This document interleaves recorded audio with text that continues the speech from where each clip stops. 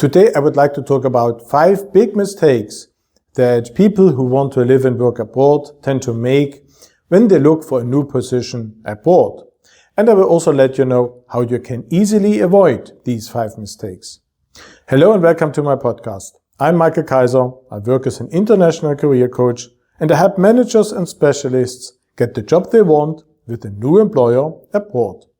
The first of these 5 big mistakes is overthinking.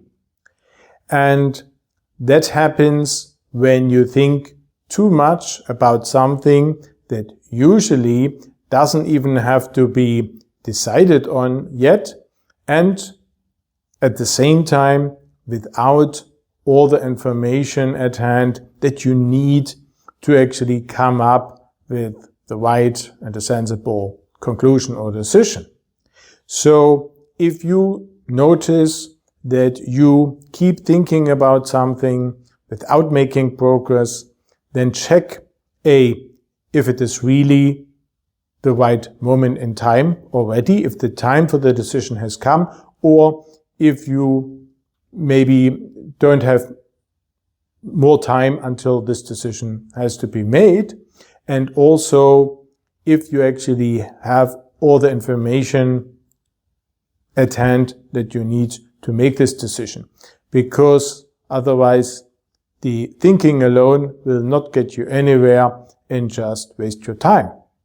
So check, is it the right point in time? And if so, if you have all the information you need to then think about what the decision should look like. The second big mistake goes with it, and that is a lack of research. Obviously, you run into issues like the first problem when you haven't researched, whatever the aspect is, enough. And that should actually go without saying. Of course, you should make informed decisions, so you need to research the information needed for that. But it's quite surprising that a lot of people don't do that and stumble into salary negotiations, for example, without having researched the local level of salaries, for example, at the location they want to move to, and other things, or they move to the new place and are excited about the new job, but then they realize that the level of costs is much, much higher than they thought. And of course, this is something that can easily be avoided, because you can research these things without even having to go to the location. You can usually do this on the internet and very easily. So this is more about realizing that you should be informed, that it's necessary, that you have to do it. It's usually not difficult to do it. So lack of information, lack of research is another big mistake. The third big mistake is mindless hard work. Of course, it is a good idea to be persistent and spend time and on the project, make efforts. That's all good, but it's not a good idea to do all of that without enough, let's call it quality control. And especially when the results do not look like the way you want them to be, then it's not a good idea to be persistent and keep going, hoping that the situation will improve. No, in this case, because it usually won't, no, in this case, you need to take a step back, look at what you have been doing, and check if there isn't something that maybe you have misunderstood that needs to be changed, something you're not aware of, whatever. So analyze the situation, try to find the problem, change your approach, and then keep going.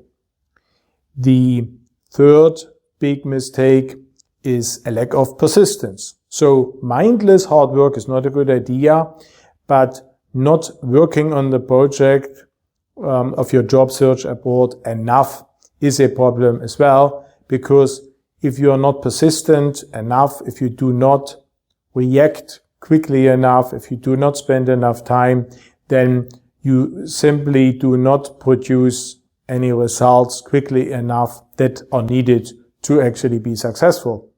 So sometimes there are deadlines, for example, and if it takes you too long to actually get prepared, then the job is gone before you actually even have sent your application, for example, and many other things. So make sure that you are persistent. It doesn't have to be a lot of time, but it's a good idea to spend ideally every day a few minutes on the project to keep going, to make progress, and especially to react to all the things that need a swift reaction. And the last big mistake is a lack of networking. That's very important because very often the very good data that you need for your job applications especially cannot necessarily be just researched by a Google search on the internet. The very important data is usually something you can only get from people who are informed about it. And this is the way to learn about open positions. I have talked about it already. And this is the way to get informed about what you need to know for your application documents, for preparing yourself for the job interviews and the salary negotiations and so on.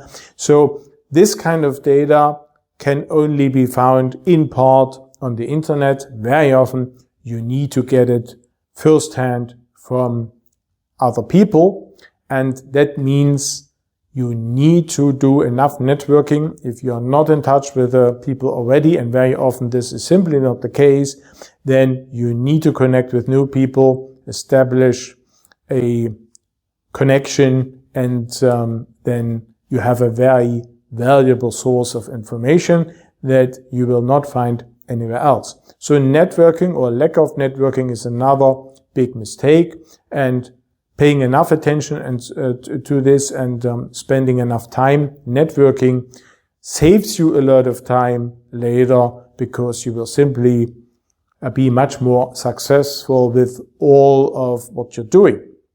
So as you can see, or as you can tell from the nature of these 5 big mistakes, they are all interconnected. And the better you avoid one of them, you are at the same time preventing yourself from making any of the others as well. So see that you understand the system of the 5 mistakes, see how these mistakes are connected, and pay attention to all of them as much as you can, and then you will see it will result in a real boost in terms of the speed and also the results of your job search abroad. Now, if you would like my help with that, no problem. This is what I do every day. And if this is of interest to you, then please go to my website. You will find a button on the homepage already that you can click on, and through that there is a guided process that helps you apply for a free orientation call with me.